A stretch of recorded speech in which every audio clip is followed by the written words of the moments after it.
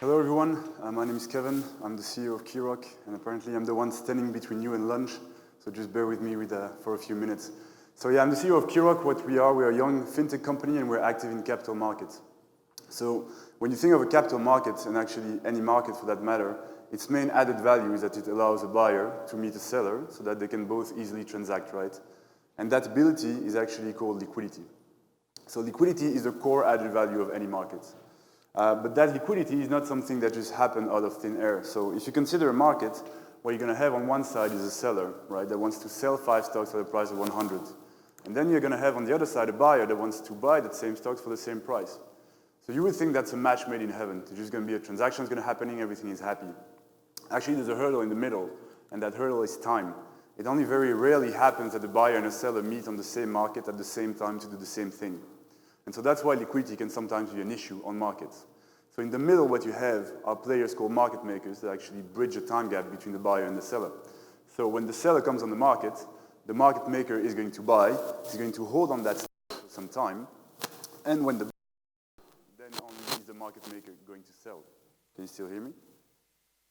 All right. So the market maker is effectively bridging the time gap between the buyer and the seller.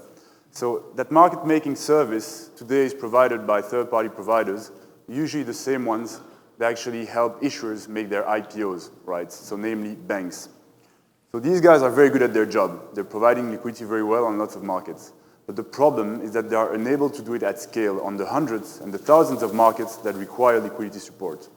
So what we see is that there are most markets that require liquidity support are actually not served. The reason for that is that the providers are hampered by legacy systems. So they use ready-made trading algorithms, so just algorithms that they buy from third-party provider and that they use and that require a lot of manual supervision. And who says manual supervision says costly supervision.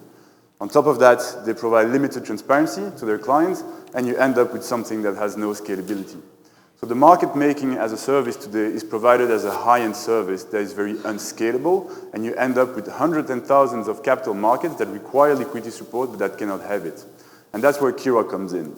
So what we do is that we automate every single step in the value chain of providing liquidity to a capital market. By doing so, we transform a service that is unscalable into a product, a software product that is very scalable. So as you can imagine, it could be quite easy to actually launch a trading algorithm on the market automatically. But what requires a lot of skills is the continuous adaptability, because market changes every day, every hour. So you need to continuously adapt. And this is really our strength at Keyrock, is that we put scalability at the core of everything that we build. Basically, we end up with a unified platform for our clients to manage their liquidity. And by those clients, I mean both the issuers, so the third-party providers that we mentioned, but also the marketplaces where the assets are actually traded. So this is the vision of Keyrock, transform non-scalable into a very scalable product. All right. So transform a scalable service into a scalable product that we can use to provide liquidity to all financial markets. So how does it work from the business perspective? Well, I use the word software and product a lot, and when we look at our business model, the first layer, the current opportunity, is actually SaaS. So it's a subscription-based model where our client pays a monthly flat fee. So we will see this in a few minutes where I talk about my financials. This is already quite an interesting opportunity. But actually, on the long term, the real opportunity is on the capital that we manage. Because as you can imagine, to provide liquidity on the market, you need capital. And that capital is provided by our clients.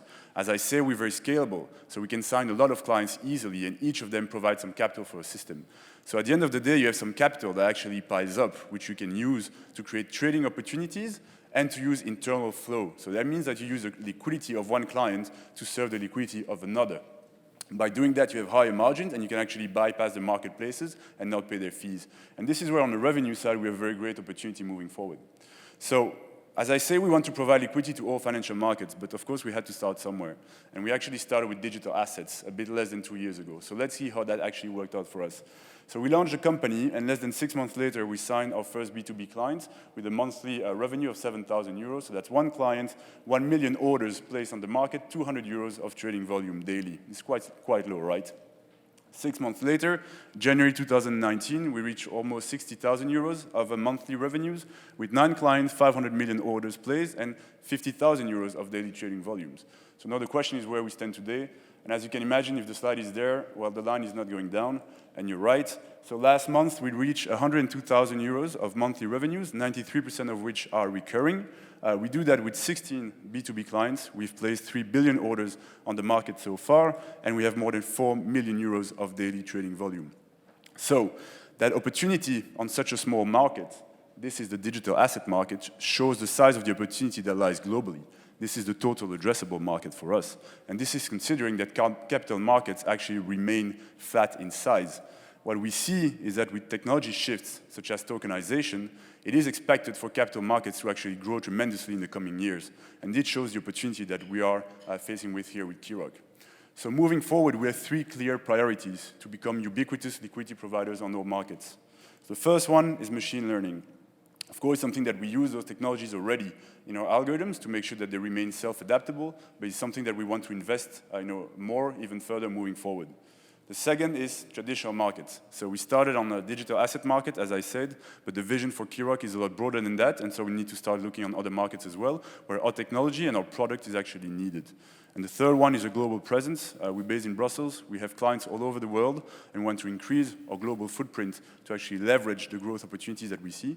So if you'd like to be part of that growth story and discuss further with me, I'll be more than happy to get in touch through the NOAH Connect app and have a chat. Thanks a lot.